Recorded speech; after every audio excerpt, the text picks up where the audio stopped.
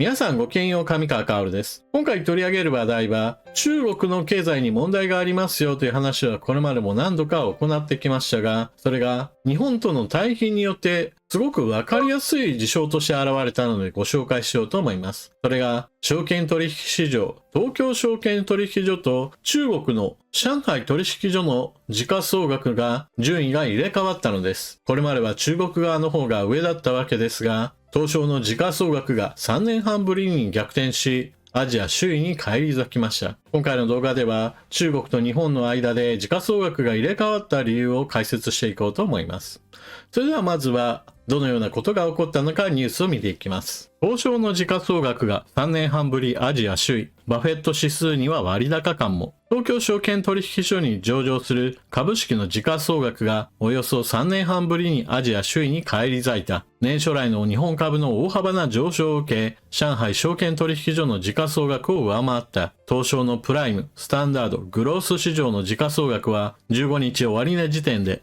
6兆3320億ドル、日本円で約923兆円に達した。一方、上海株式市場の時価総額は年初から減少し、東証を下回っている。東京市場の首位復帰は2021年3月の例外的な1日を除き、新型コロナウイルス禍の最中だった2020年7月以来となる。ドル建てで見た東証上場企業の株価は2021年9月のピークを 10% 以上下回っている。時価総額の合計も同月の 7.2 兆ドルに届いておらず、外国人投資家からは日本株はなお割安と言える。では、中国の主な証券市場と日本の市場どのような推移になっているか見ておきましょう。こちらは時価総額の推移です。日本のラインは赤色で真ん中のあたり、一方において上海取引所は黒の線で上をずっと横ばいになっていました。これが日本の証券取引所にお金が流れ込むことによって上海を上回ったのです。ただし、この図でもう一つ見なければならないのは、上海と東証の逆転劇だけではなく、香港の取引所の時価総額が右肩下がりになっていることです。香港は政治的においても以前は開かれた市場の一つだったのですが、現在では全く異なっています。香港政府はすでに中国の北京政府の支配を完全に受けているような状態です。現在では議員に立候補しようとすると、共産党に忠誠を誓っていると認められた人物しか選挙に立候補できないなどといったかなり規制のきついことになっていて、それは政治的だけではなく経済的にも様相が異なっています。そのため外資は積極的に海外へと脱出を図っているところです。一方において上海取引所が時価総額が上向かないその理由というのも中国経済の低迷と連動している部分があります。一方、円建てでは割高感が浮上している。15日時点の時価総額923兆円は過去最高で、株式市場の時価総額を GDP で割って算出するいわゆるバフェット指数は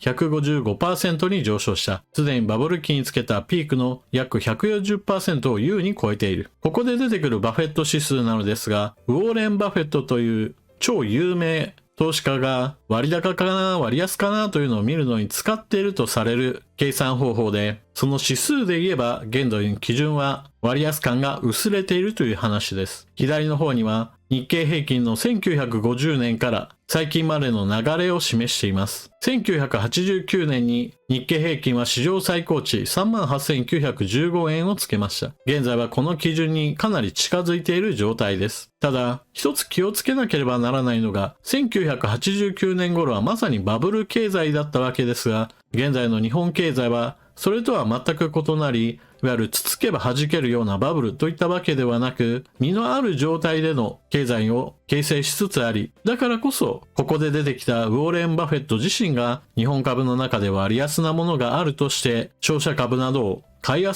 たといったことなどが近年の動きとして実際にあります。バフェット指数では日本株はちょっと高くなってきたんじゃないかというふうに記事では結ばれていますが、バフェット自身はこの数値が上がるそれよりも前にすでに日本株を購入済みです。彼自身が日本株はまだまだ割安だなと思った時期に実際に仕込み、それが今になって高値で吹き上がっているところなのですが、彼の先を見る目が証明された一例になったとも言えましょう。さて、それではなぜ中国の株式市場が低迷し、日本株が上がっているか。これには複数の理由が存在します。中国経済が今まさに大きな問題を抱えている、そのこと自体は誰もが認めるところでしょう。そしてそれだけではなく、株式市場が低迷した状態になるということは、儲けが出ないんだったら他に移ろうという気になる人が多くなることとなります。中国市場において大きなダメージを負った理由というのはまさに習近平国家主席の進めている急激すぎる企業潰しにあります。例えば、家庭の教育費がものすごく上がっていて国民の中で不満がある。だから塾についてはぶっ潰そうみたいな政策をある日発表し、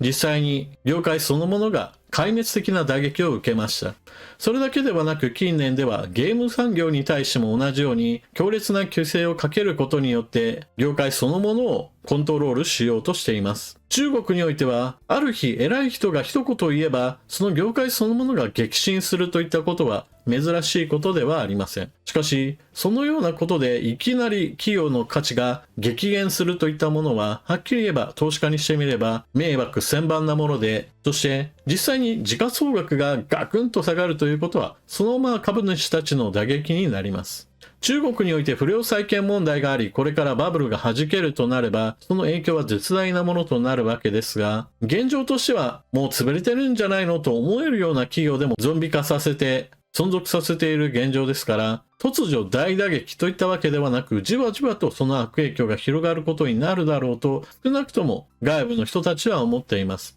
金融資産というのはそうした意味ではよりよく利益が上がるところへとどんどんと移っていく性質がありますから、中国においてお金を持ち続けるよりも海外に投資した方が良いと考えるのは自然な流れだと言えます。その中で日本が結構選ばれているというのは、これはバブルではなく相対的な評価として日本の証券市場がプラスの評価を受けていることを意味します。ちなみに日本国内の経済のことを考えた場合において、日本は不景気だと考える人はいるかもしれませんが、実際には数字上においては特に株式上場を果たしている大企業群たちは経営状態としては非常に良いことが報告されています。ですから株価としても昔のバブルと違って今の方が身がありますよと説明したのはそのせいです。でもそのような話をしても、いやいや庶民の暮らしは全然楽になってないよと思われるでしょう。それがまさに株式市場と実際の生活との乖離です。というのも、日本経済というのは何も大企業だけで多くの人々が雇用されているわけではなく、大企業の下にある中小企業たちが苦しんでいるという構造があります。そして中小企業の方に日本国民の多くが雇われている状態なので、東証において上場企業が最高益を更新しましたよ、それによって配当も増えましたよといったニュースがある一方において、上場していない中小企業においてはコストアップなどに苦しんで給料をなかなか上げられない。そして給料が上がっていないにもかかわらず、社会保険料が上がって手取り収入が下がってしまうという人が多くなることによって、なんだか自分たちの生活全般には楽になっていないなという話が広がりやすい状態なのです。一方で株価が上がりやすい話として、新NISA制度のスタートなどもあって、貯蓄から投資へといった動きは確実に存在します。新NISA制度については以前少しお話をしましたが、総額1800万円の金融資産、日本株や日本の金融資産であれば、売却益や配当利益に対して税金を免除するという制度です。日本経済の行方、そして日本企業の行方に対しては、懐疑的な人も多いですし、また個別の企業を売り買いする場合においてはどうしても日々の情報を追っていかなければなりません。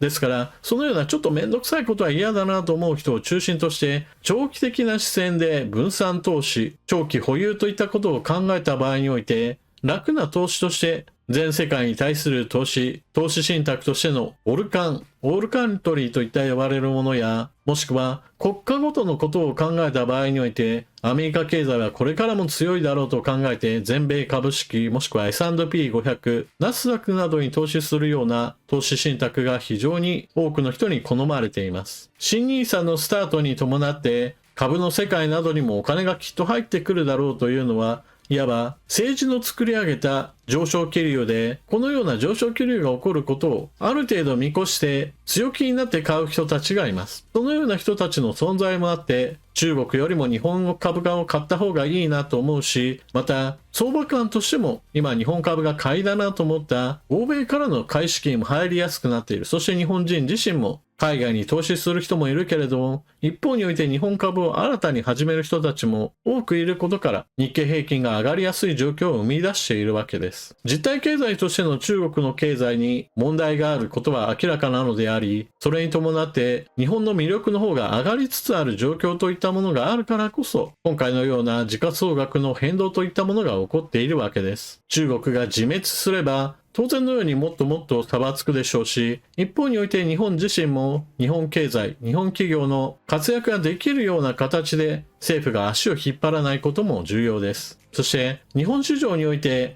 株価が上がっていくことを自分とは関係ないと思う人も多いでしょう。しかし実際にはそうではありません。株の運用といったものは確かに個人ではする人はまだまだ少数派の方で大多数ではありません。しかし日本国民のほとんどが間接的に日本市場の株高によって利益を得ます。例えば公的年金の運用では日本株に対しても積極的にお金が投じられています。ですから主要企業の株価が上がり日経平均が押し上げられるという状態そのものは年金運用のプラス運用へとつながり、結局のところ多くの国民にとっても良い現象なのです。というわけで今回の動画はここまで。中国の証券市場と日本の証券市場、その時価総額において順位の入れ替わり、日本がアジア首位に返り咲きました。これは中国経済の不調、それとはまた別に日本自身の改善も少しずつ進んできたことから相対的な評価が変わってきたことを意味します。日本政府の経済政策が大企業だけではなく中小企業、そして全体国民に対してもプラスの恩恵が受けられるような形で進められていくことを願うばかりです。それでは最後までご視聴いただきありがとうございました。チャンネル登録していない方はぜひともチャンネル登録していってください。そして動画を見終わったら評価ボタンでクリックとあなたの感想、コメントをよろしくお願いします。また、頭の整理整頓に役立ったなという方はぜひとも他の方にこのチャンネルを勧めたり、スーパーチャットのご利用もよろしくお願いします。それでは次の動画でまたお目にかかりましょう。